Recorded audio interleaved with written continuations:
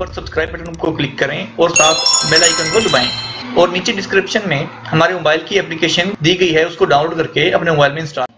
अस्सलाम वालेकुम दोस्तों, आज हम इस वीडियो में बात करेंगे उन लोगों के बारे में जो कि नए वीज़े पर आ रहे हैं और जो ख़ास तौर पर विजिट वीज़े पर पहली बार सऊदी अरब आ रहे हैं। मेरे बहुत से बहन भाइयों ने रिक्वेस्ट की थी कि हमें जो है आप गाइड करें, थोड़ा सा उसमें हमें बता दें कि हम किस तरह से आएंगे। हमें पता नहीं है, हम थोड़ा उसमें मतलब अपसेट हैं सोच के कि कैसे जाएंगे, क्या तरीक़ाकार होगा और क्या बात होगी। दोस्तों, सबसे पहले कुछ चंद अहम बातें जो कि मैं आपको बता दूं। नंबर एक, जो नए वीज़े पर आ रहा है, जो विजिट वीज़े पर है, ख़ास तौर पर सऊदी अरब का कानून है कि मंशियात या कोई भी ऐसी नशे आवर चीज़ आप सऊदी अरब में लेके नहीं आ सकते। ये आपके वीज़े पर भी लिखा होगा और आपका जहाँ पर वीज़ा स्टम्प है वहाँ पर भी लिखा होगा। अगर आप ये लेकर आते हैं तो आपको यहाँ पर सज़ाए मौत है। आपका कोई मुल्क, आपका कोई बंदा आपको नहीं बचा सकता इस सज़ा से। फिर यहाँ पर जो बंदा मंशियात लेके आता है या फिर कोई भी ऐसी चीज़ लेके आता है नशावर हो, उसकी गर्दन उतारी जाती है और उसका कोई हल नहीं है, कोई सज़ा नहीं है, ये डायरेक्ट उसको ये सज़ा है।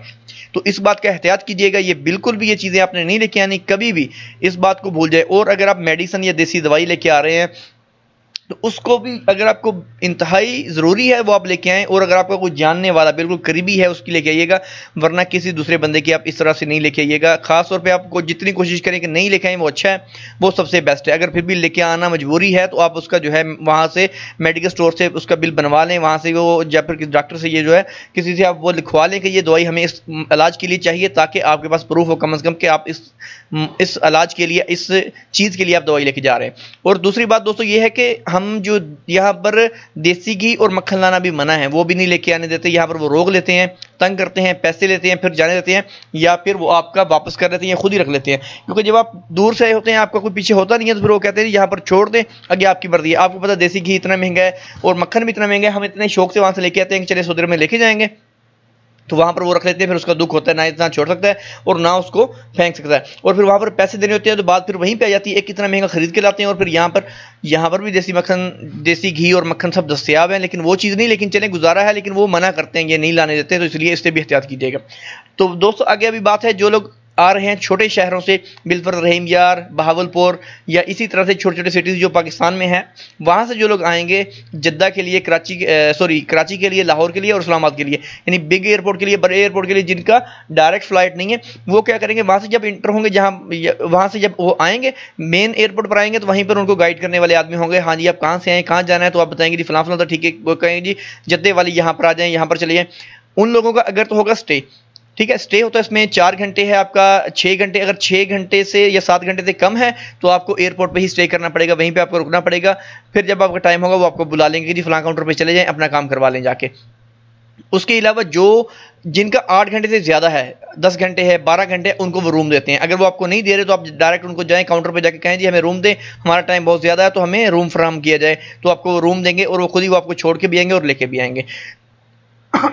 तो जब इनकी जाने का टाइम होगा और जो बिग सिटीज़ जो बड़े शहरों में हैं, लाहौर, इस्लामाबाद, मतलब कराची से हैं, जो वहाँ से जाएंगे, तो उनको भी पता होता है जिनके साथ वो जाएंगे, कोई अजीज़ रिश्तेदार छोड़ने जाएगा तो उनको भी पता है कौन से गेट से एंटर होना है। इंटरनेशनल जो है आपने वहाँ पर चले जाना। जब वो आपको वहाँ से एंटर कर देंगे तो एंट्री के टाइम उन्होंने आपका पासपोर्ट और आपकी टिकट चेक करनी है उन्होंने, ठीक है। तो फिर आपको अंदर जाने देना है। जब जैसे ही आप गेट से अंदर एंटर होंगे, मतलब एयरपोर्ट के अंदर, जब आपने एंटर होना है, आपके साथ कोई नहीं जा सकता क्योंकि वहां पर मना है। जब अगर आपके पास पासपोर्ट टिकट है तो आप जा सकते हैं, दूसरा बंदा आपके साथ नहीं जा सकता। उसके आपने जो है वहां से अंदर इंटर हो जाना है। इंटर होने के बाद जो है उन्होंने सबसे पहले जो है वहाँ पर मशीनें लगी हुई हैं, आपका सामान चेक करेंगे, आपको चेक करेंगे, आपकी तलाशी होगी वहाँ पर। आपके पास अगर कोई मेटल, कोई सुई, कोई लोहे की चीज़, चाबियाँ हो गई, सुई वगैरह होगी, पिन वगैरह होगी, या अगर चप्पल में अगर आपके कोई मतलब लोहा वगैरह लगा हुआ है, बेल्ट वगैरह हो गया, तो आपने उतार के साइड में करना है, उन्होंने चेक करना। औरतों के लिए अलग जगह है और मर्दों के लिए अलग है, तो आपने वहाँ से क्लियर होना है, ठीक है। जब आपका सामान क्लियर हो जाएगा और सब कुछ क्लियर हो जाएगा तो आगे जाके रेंजर्स वगैरह खड़ी होती है जो चेक करते हैं। वो बंदे भी शक के बिना पर आपका सामान खोलते हैं, चेक करते हैं, तकरीबन काफ़ी वो करते हैं, वो भी खाने के चक्कर में होते हैं। तो आप जब अपना प्रूफ, हर चीज़, ऐसी चीज़ लेके आए होंगे जिससे आपको वो रोकेंगे नहीं। अगर वो रोकते भी हैं, चेक भी करेंगे तो मसला नहीं आपके लिए, वो उसको चेक करने के बाद आपको दोबारा बंद करके देंगे और आपको उसमें टेंशन नहीं होगी। तो उसके बाद आप जब आगे जाएंगे तो आप किसी से पूछ लीजिएगा, नहीं तो वहाँ पर जो है उन्होंने एक LCDs लगाई होती हैं, वहाँ पर छोटी छोटी स्क्रीन लगाई हुई हैं जिन पर लिखा होता है कि जी फलां फ्लाइट जो है इसका काउंटर है, फलां फ्लाइट का काउंटर है। तो आपकी जो फ्लाइट होगी, PIA हो, ब्लू एयरलाइन हो, शाहीन हो, या कोई भी हो, आपने उस के काउंटर पे चले जाना है। दोस्तों एक बात और मैं आपको नशीन कर दूं कि जो लोग विजिट पर आ रहे हैं उन्होंने रिटर्न टिकट लेनी है। जो विजिट पर आ रहे हैं वो रिटर्न टिकट लेके आए। अगर वो रिटर्न टिकट लेके नहीं आएंगे तो उनके लिए मसला होगा, एयरपोर्ट पर उनको नहीं जाने दिया जाएगा, वो रोक देंगे, आपकी सीट कैंसिल हो जाएगी और आपको होगा। आप बिल्कुल रिस्क नहीं लेना। जो मेरी बहनें जो अकेली आ रही हैं, जो बिल्कुल जिनके साथ कोई और नहीं आ रहा, खासतौर पर वो बिल्कुल ये रिस्क नहीं लेना। रिटर्न टिकट करने के बाद करने के अलावा आपने नहीं आना, बिल्कुल नहीं आपको जाने देंगे। ये तस्दीकशुदा बात है, इस बात को आपने ईजी नहीं लेना। तो जब आप उस काउंटर पर पहुंच जाएंगे, काउंटर पर पहुंचने के बाद आपने जो है वहां पर अपने सामान देना है उनको, सामान का वजन करना है। अगर आपका वजन जो है सामान का पूरा हुआ तो उन्होंने उसके ऊपर चिट लगा के तो आपको जो है बोर्डिंग कार्ड बना के आपको टोकन के साथ दे देना है उन्होंने। अगर बिल्कुल आपका सामान ज्यादा है तो आपकी मर्जी है, आपने वो आपका अगर कोई बाहर खड़ा है तो उसको देना है तो मर्जी है आपकी। अगर कोई बाहर नहीं खड़ा, आपने जो है इसके पैसे पे करने हैं तो आप उसके पैसे पे करके अपने साथ लेके जा सकते हैं। तो ये तो हो गया काउंटर नंबर 1 का। जब आपका वहां से बोर्डिंग कार्ड आपको मिल जाएगा तो अब आपको जहाज लिए बगैर नहीं जाएगा। जब आपको बोर्डिंग कार्ड मिल गया तो आपको वो जहाज लेके ही जाएगा, चाहे वॉशरूम जाए, कहीं पे भी जाएं, टेंशन लेने की जरूरत नहीं है। उसके बाद लाइन लगी होगी काफी लंबी सारी वहां पर काउंटरों पर, तो आपने वहां पर चले जाना है दूसरे काउंटर पर, काउंटर नंबर 2 पर। वहां पर आपने जाना है तो वहां पर जाके लाइनें होंगी, लाइनों में लिखना है। वहां पर आपका जो है वीजा चेक होगा, ठीक है। वीजा चेक होने के बाद आपकी वहां पर स्टंप लगाएंगे और आपकी तस्वीर लेंगे, ये काउंटर होगा, ठीक है। तो जब आप यहां से क्लियर हो जाएंगे उसके बाद आपने हाल में चले जाना है। ये बहुत बड़ा हाल होता है जहां पर कुर्सियां वगैरह लगी होती हैं, ये आपका इंतजार का होती है। तो आपने वहां पर इंतजार करना है फ्लाइट का कि कब वो फ्लाइट वहां पर आएगी, और उड़ने के टाइम उन्होंने खुद ही अनाउंसमेंट करना है। वहां पर हर मिनट में अनाउंसमेंट हो रही होती है कि फलां फ्लाइट जाने के लिए तैयार है, फलां फ्लाइट जाने के लिए तैयार है, और आप वहां पर जाके बैठ जाइएगा। या किसी से पूछ लीजिए कि हमारी फलां फ्लाइट नंबर है तो किस गेट से जाएगी, तो आप हमें बता दें, वो आपको गाइड कर देंगे, आप फलां नंबर गेट पे चले जाएं। अगर नहीं भी बिल्कुल कोई गाइड करा तो आप बैठ जाएंगे। जब आपका टाइम आएगा, आप टाइम देख लें, आपको पता है आपकी फ्लाइट 12 बजे है तो 11:30 बजे वो अनाउंसमेंट कर देंगे, जी फलां नंबर गेट पर जो है फलां फ्लाइट वाले चले जाए। अगर बिल्कुल आप वॉशरूम भी जा रहे हैं या कहीं और पर भी गए हैं तो टेंशन लेने की जरूरत नहीं है, वो आपको ढूंढ के खुद ही लेके जाएंगे जब उनकी फ्लाइट का टाइम हो जाएगा और आपका बोर्डिंग कार्ड हुआ हो। शर्त यह है कि आपने बोर्डिंग कार्ड ले लिया हो। अगर आपने बोर्डिंग कार्ड ले लिया है तो वो आपको लेके जाएंगे हर सूरत, वरना फ्लाइट नहीं उड़ेगी, वहां से टेक ऑफ नहीं होगी। तो आपने जो है अपना इजी होकर वहां पर बैठ जाना है। जब वहां पर अनाउंसमेंट होगी, जो गेट नंबर होगा, आप किसी से पूछ लेंगे जी फलां गेट नंबर पर हमने जाना है, क्योंकि ये गेट नंबर चेंज होते रहते हैं, हर बार एक नहीं होता, कभी कोई होता है, कभी कोई, उनके सिस्टम के हिसाब से होते हैं।